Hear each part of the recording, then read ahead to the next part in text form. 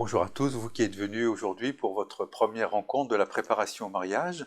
Je me présente rapidement, je suis l'évêque de votre diocèse, c'est-à-dire de la paroisse à laquelle vous avez frappé à la porte pour demander cette préparation.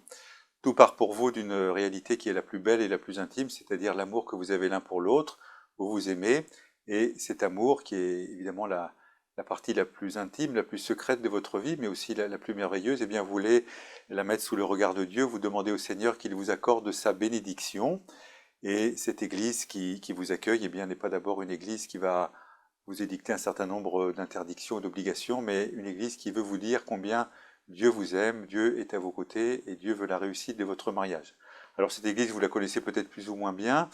Concrètement, pendant ces quelques mois de préparation, ce sont les personnes qui vont vous entourer, qui vont vous guider, qui vont être à la fois des accompagnateurs, mais aussi des prêtres, des célébrants.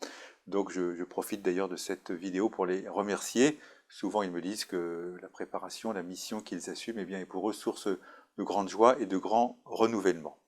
Alors on parle de préparation au mariage, mais il ne s'agit pas, vous le comprenez bien, de préparer simplement une cérémonie ou une célébration.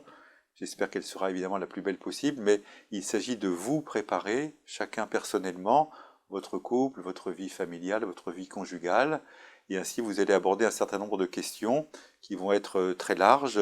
Vous allez parler de l'amour, du pardon, de la famille, de ce que signifie de donner la vie, de fonder effectivement une communauté familiale, et puis aussi vous allez sans doute parler de votre place dans la société d'aujourd'hui, une société qui n'est pas facile, une société où parfois la vie chrétienne n'est évidemment pas tellement valorisée, mais voilà, vous êtes là et vraiment je m'en réjouis.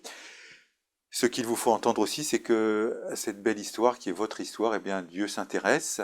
Il ne s'agit pas simplement de lui laisser une petite place le jour de votre mariage, mais de prendre le temps, et vous avez du temps devant vous maintenant, pour l'écouter, pour mesurer combien finalement il est à la source de votre amour, combien il veut sa réussite, combien il veut sa fécondité.